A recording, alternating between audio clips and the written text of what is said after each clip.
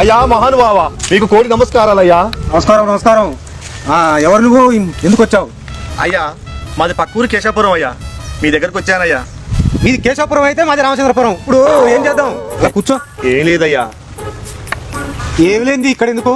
పోయిరా మరి. మీరు ధర్మప్రభులు, దయాహృదయులు మీరు. నేనని ఎవరు చెప్పారు? అయ్యా తమాషా కాకపోతేను మీలాంటి గొప్పల గురించి ప్రత్యేకించి ఎవరైనా చెప్పాలండి, అది అందరికి తెలిసిన విషయమే కదండి. నీకు తెలుసా? అయ్యా మహానుభావ, అది తెలిసే వచ్చానయ్యా. వచ్చావుగా, చూసావుగా, పోయిరా. అయ్యా అది చెప్పు, ఏంటో మరి సనుకుతున్నావేంటి? అది కాదయ్యా, ఏం లేదయ్యా. పోయిరా. దిక్కుమాలిన మా బ్రతుకులు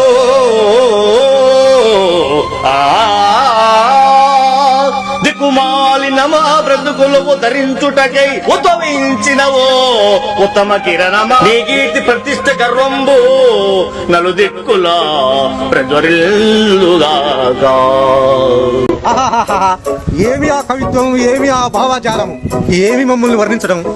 అయితే తీసుకో, నీకు ఏమీ సీకొచ్చింతలేదు.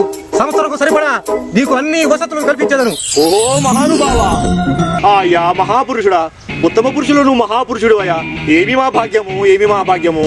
వాహా, నన్ను ఉత్తమ పురుషునిగా వర్ణించితివే. వాహా. ఈ శుభ సందర్భంలో ఏమిచ్చదనంటే నీకు సంవత్సరం సరిపడా వస్త్రములు ఇచ్చేదను. తీసుకొని పొమ్ము. మానవ జాతిలో మల్లెపూ కన్నా తెల్లైన మనసున్న మహానుభావే, ఎంత మహోన్నతమైన మనసు నీది. నీ వాకు సరళిలో నన్ను బంధించితివి. ఈ సందర్భంగా నీకు వసతి గృహమును ఏర్పాటు చేసేదను. చపల చిత్తంతో తికమకవుతున్న ఈ మానవ సమాజంలో కలియుగ దానవేంద్రుగా తన హృదయాలను గెలిచిదివే. అబ్బో, ఏమిచ్చి నిన్ను ఆదుకుందుమే. నిన్ను సర్వ సకల కాలాలయందు నేను, నా బంధుజనం, నా గ్రామజనం నిన్ను కంటికి రెప్పలాగా కాపాడుకుందుమే. ఈ గడిచిన తుతాయుగం, త్రేతాయుగం, దోపయుగం, ప్రస్తుతం 4వ యుగం కలియుగమైన ఈ కలియుగంలో మానవత్వం ప్రజ్వలించే మనసున్న మహారాజువే. ఎంత మహానోత్తమైన మనసు నీది. నిన్ను కీర్తించడం మా తరము కాదు తండ్రి, మా తరము కాదు తండ్రి. నీకు నేను అన్ని కల్పిస్తానన్నది నా తరము కాదు తండ్రి. వెళ్ళిపో నాయన, వెళ్ళిపో.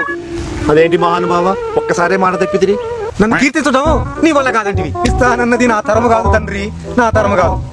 నువ్వే కదా నన్ను కీర్తించడం నీ వల్ల కాదని. దాని అర్థం అది కాదు తండ్రి. మరి ఇంకేంది నాయన? ధర్మప్రభు అర్థం చేసుకోవాలి. కీర్తించడం నా వల్ల కాదంటే దాని అర్థం అది కాదయ్యా.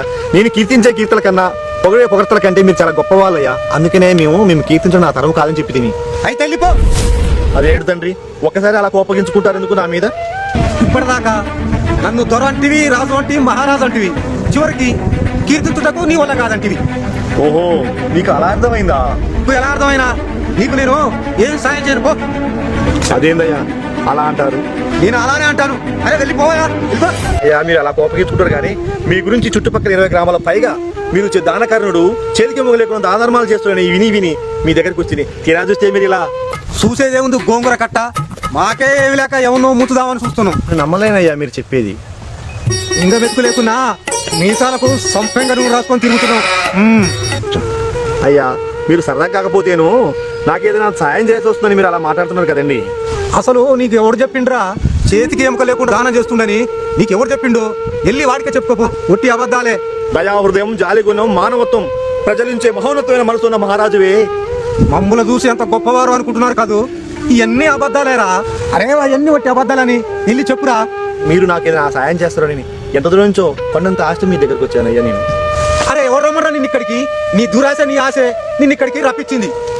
అయ్యా కూటికి లేని వాడిని, కటిక దరిద్రుడిని, తినడానికి తిండి లేదు, ఉండటానికి ఇల్లు లేదు.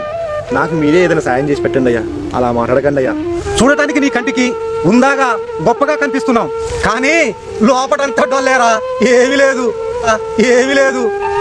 నన్ను నా పేదరికాన్ని చూసానా మీకు ఏదైనా సాయం చేయాలనిపించట్లేదు అయ్యా. లేనివాడు ఎవరు కమ్మన్నారా? చేతిలో డబ్బులుంటే చాలు అంత ఖర్చు పెడుతుంటారు.